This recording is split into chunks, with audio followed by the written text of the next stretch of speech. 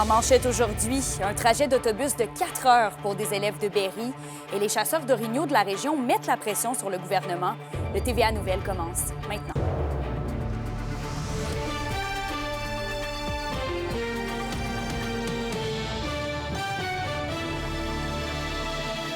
Bonjour à tous, merci de vous joindre à nous pour ce TVA Nouvelles. D'abord, je souhaite une bonne rentrée à tous les élèves qui commencent l'école aujourd'hui. Rentrée scolaire qui sera plus compliquée par contre pour une vingtaine d'élèves de la municipalité de Berry qui devront patienter de longues heures dans l'autobus scolaire. Avec la fermeture d'un pont, les chauffeurs vont devoir faire des parcours pouvant atteindre 2 heures matin et soir, dont 4 heures au total par jour. Pour certains, le circuit pour se rendre à l'école de Berry a été prolongé de 55 minutes, une situation qui engendre des coûts supplémentaires estimés à près de 20 000 $. Le centre de service scolaire Arikana a analysé tous les parcours et mentionne avoir ajouté 2 transferts d'autobus pour diminuer la durée du transport et même aussi le temps de classe. Et justement, la rentrée scolaire, c'est toujours un bon moment pour rappeler que la sécurité est de mise sur nos routes. Autobus Maheu en a profité, comme à chaque année, pour sensibiliser tous les usagers de la route. Et le ruban Nathan est là aussi pour nous le rappeler, vous le voyez justement à l'écran, à la mémoire du jeune Amosois, Nathan Macamo, qui a perdu la vie en août 2024, heurté par une voiture alors qu'il descendait d'un autobus scolaire. Sur un tout autre sujet, les chasseurs d'orignaux de la région mettent de la pression sur le gouvernement. Ils sont nombreux à être préoccupés face au nouveau plan de gestion de l'orignal attendu en 2026. Sophie, qu'est-ce qui cause cette inquiétude? Bien, c'est que les modalités de ce plan sont encore inconnues. C'est cette incertitude-là qui stresse les chasseurs, qui alimente les rumeurs. Et la crainte principale concerne l'imposition possible de tirage au sort pour les femelles et les veaux. Donc, il faudrait payer environ une quinzaine de dollars pour s'inscrire à un tirage avant la période de chasse et espérer être pigé pour pouvoir aller chasser. Ça ajouterait donc une charge financière et administrative aux chasseurs et c'est ce que redoute la Fédération québécoise des chasseurs et pêcheurs. Les chasseurs disent, bien là, on va commencer à être brimés. C'est pas tout le monde qui va avoir la chance d'être choisi lors des tirages au sort. Et il y a toujours le mauvais terme de l'aspect financier. Bon, on va encore payer encore plus pour participer à un tirage et financer d'autres choses. Qu'est-ce qu'on va faire avec ces sous-là? Mais c'est pas ça le but. Le but, c'est d'avoir une équité envers tous les chasseurs et de permettre de pratiquer l'activité de chasse en préservant le cheptel et que ça aille bien. Et l'autre problème, c'est que comme la région est immense, elle est presque toute couverte par la zone de chasse 13. Donc, un tirage pourrait créer un débalancement au niveau de la population d'orignaux si plus de personnes sont pigées dans certains territoires. Imaginez, par exemple, que la majorité des permis soient octroyés à des chasseurs du Témiscamingue et très peu à ceux du nord de l'Abitibi. Oui, clairement, ça pourrait créer des désaccords. Est-ce que la zone de chasse 13 va être morcelée pour éviter ça? Bien, on ne sait pas trop, en fait, et vous le comprenez donc, ça ouvre la porte à beaucoup de spéculations. Le président de la Fédération se dit tout de même satisfait de la collaboration du ministère au niveau régional. Il dit rester ouvert à faire certaines modifications du plan de gestion. Par exemple, lors des années où la récolte de la femelle est interdite, il pourrait aussi avoir l'interdiction de récolter les veaux pour éviter le braconnage et les faux enregistrements. On ne peut pas comparer le cheptel de l'Abitibi-Témiscamingue avec nécessairement celui de la Gaspésie ou d'une autre région qui pourrait être en péril. Présentement, le cheptel se maintient, la récolte elle est stable depuis plus de 10 ans, l'alternance a fait ses preuves depuis presque 30 ans, je vous dirais. Alors pourquoi veut-on nous imposer de changer de méthode alors que ça va bien? M. Auger qui me disait que ses membres sont exaspérés de la situation et que la grogne se fait de plus en plus sentir sur les réseaux sociaux. Je suis aussi en attente d'un suivi du ministère qui devrait commenter le dossier au courant de la journée. Ouais, peut-être que ça pourra répondre à certaines questions. On s'en reparle au TVA 18h. Merci beaucoup, Sophie. Et maintenant, du côté de la politique, plusieurs ministres sont dans la région cette semaine pour un caucus libéral qui se déroule du côté de Val-d'Or. D'ailleurs, un 5 à 7 était organisé hier par la Chambre de commerce de Val-d'Or. Un événement qui a permis d'aborder des enjeux clés pour la région, comme l'immigration, l'intégration des nouveaux arrivants et aussi la relance économique. Et le ministre François-Philippe Champagne a insisté sur l'importance de relier, oui, les grandes priorités nationales aux réalités locales, tout en saluant le savoir-faire minier, mais aussi la force des communautés de l'Abitibi-Témiscamingue. Si vous regardez les enjeux qui préoccupent les Canadiens et les Canadiennes aujourd'hui, c'est l'abordabilité, c'est le coût de la vie, c'est la question des tarifs, évidemment, qui ont été imposés par l'administration Trump, et c'est le logement.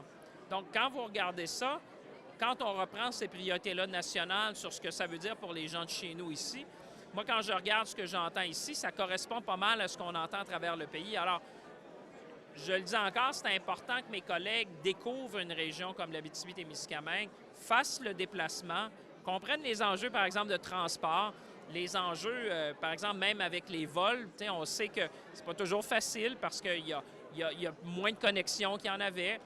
Il y a la route, évidemment, qui est nécessaire pour se rendre ici. Mais je trouve que ça donne une perspective parce que quand on vient ici, c'est là qu'on découvre l'ADN des gens de la région, des gens ingénieux, des gens qui ont été capables de développer une capacité, mais aussi une expertise en matière dans le domaine minier qui est sans pareil dans le monde.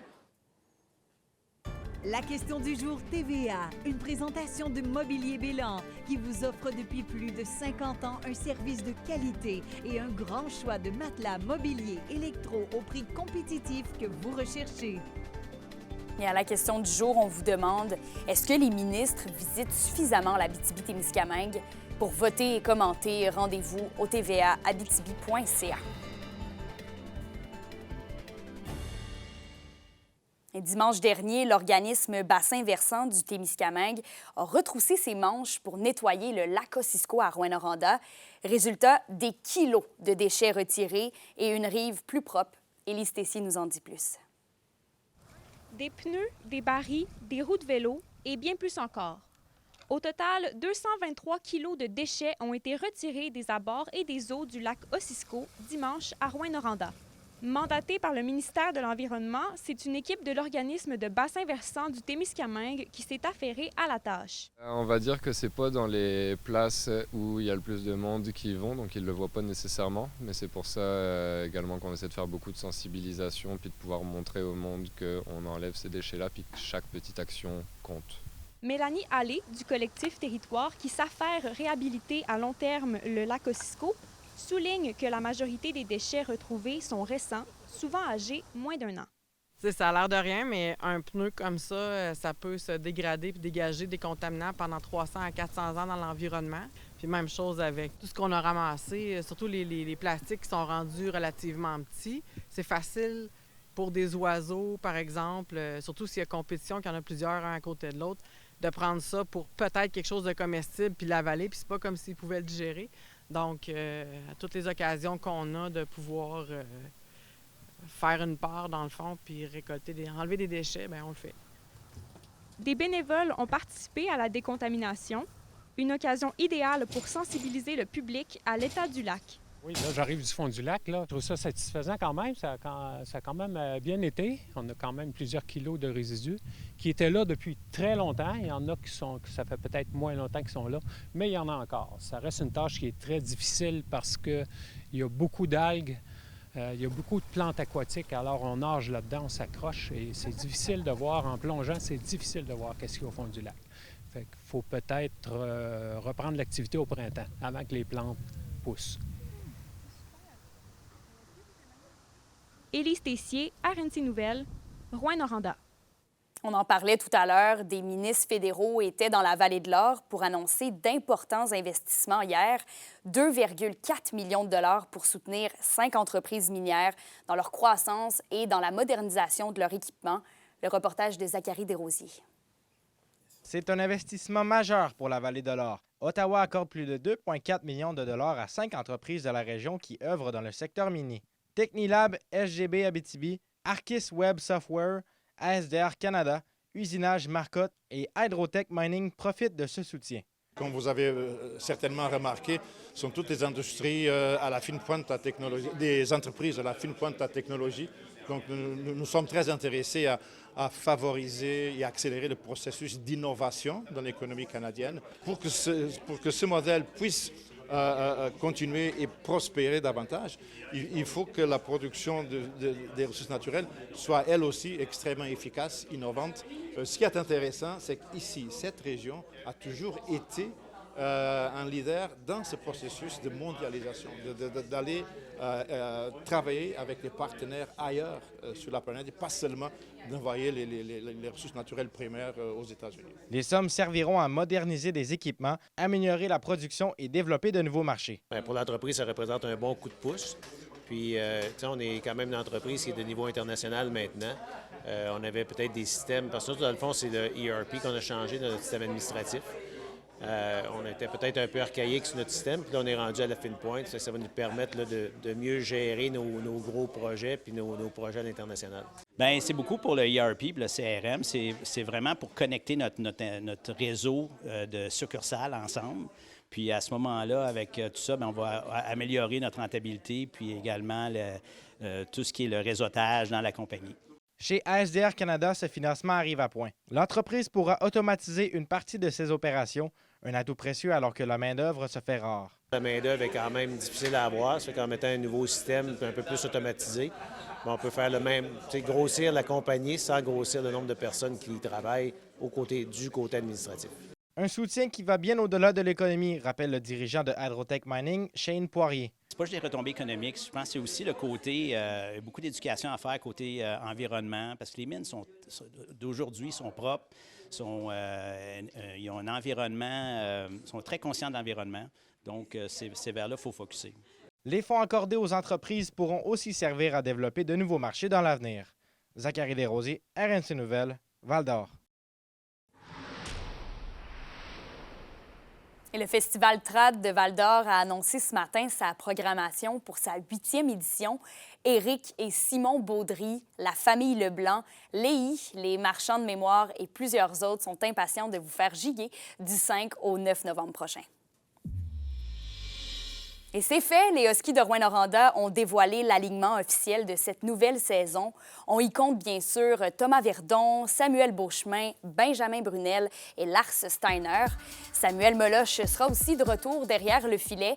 Et parmi les nouveaux venus, il y a Jacob Heim, Nico Elkoury, Gus van der Kaai. Donc la saison des Huskies commence dans moins de 3 semaines, soit le 19 septembre à la maison, à l'Arena Glencore, où ils affronteront l'Armada de Blainville-Boisbriand.